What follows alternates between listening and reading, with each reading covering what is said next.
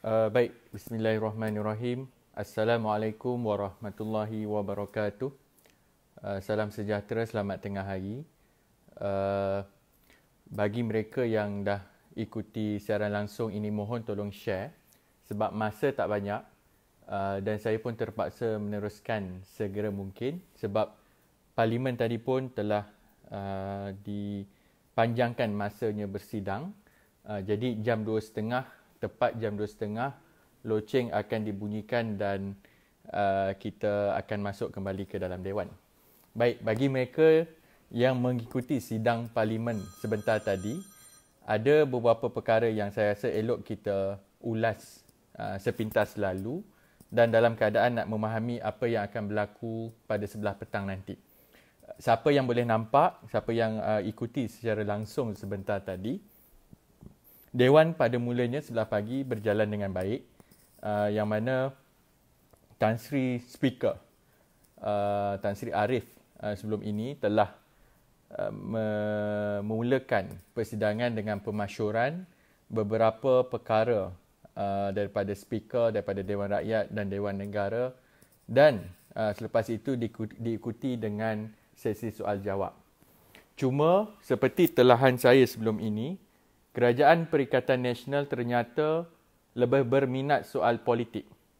Dalam soal, sebagai contoh, soalan pertama yang dinyatakan oleh Ketua Pembangkang sebentar tadi, soal ekonomi.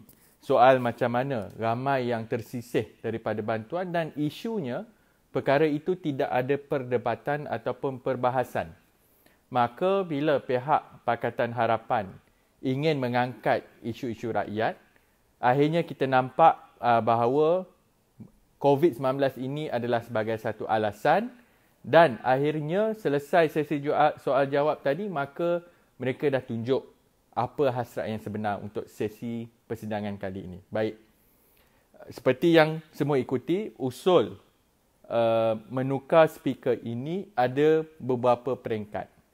Yang pertama yang telah dibahaskan dan telah diputuskan sebentar tadi adalah berkaitan untuk menggugurkan jawatan Tan Sri Arif.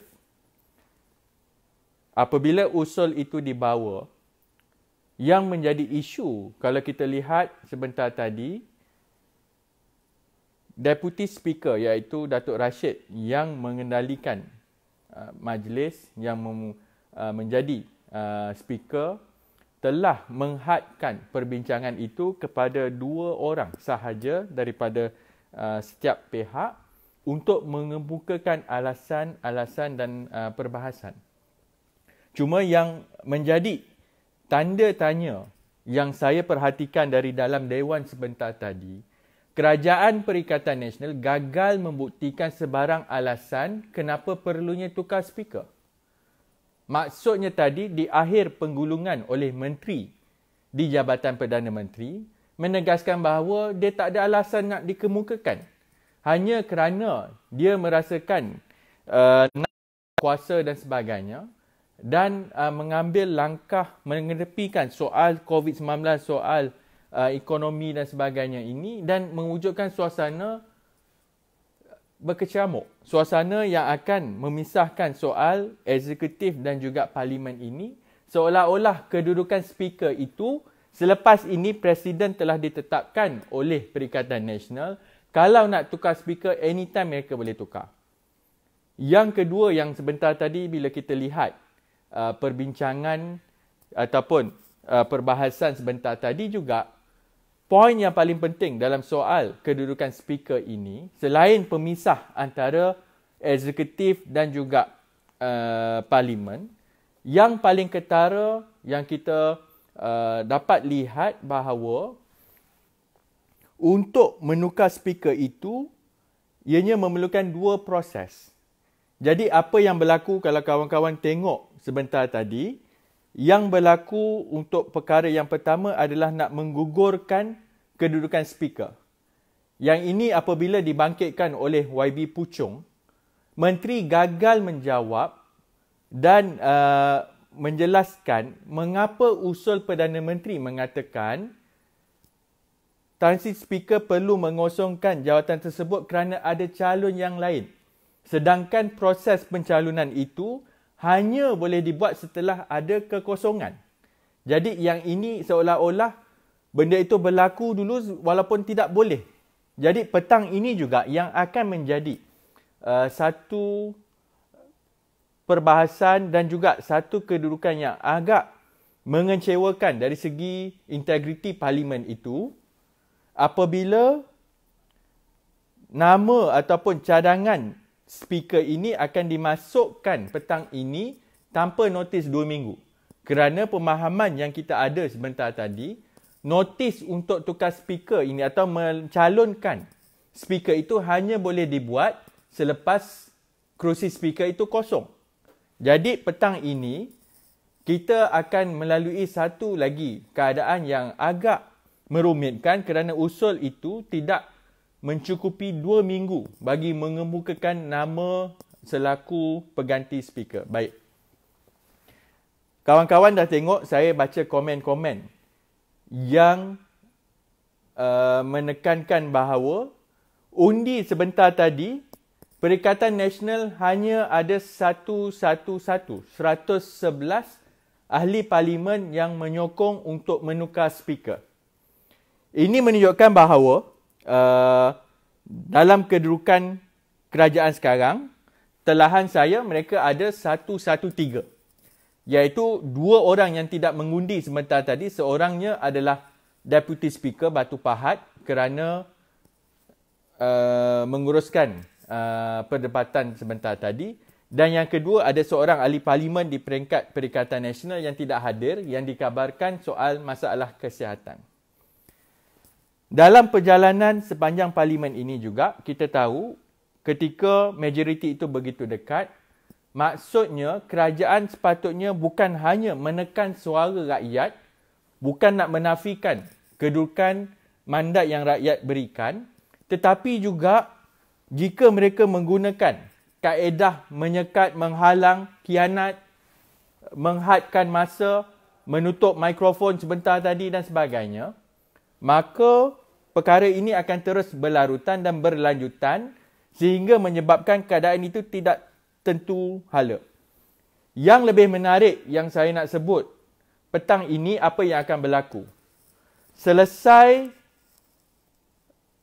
penamaan ataupun perbahasan soal nama speaker yang baru berdasarkan usul yang dikemukakan oleh Perdana Menteri, kita tahu yang akan menggantikan tempat Tan Sri Speaker adalah Dato' Ad Harun.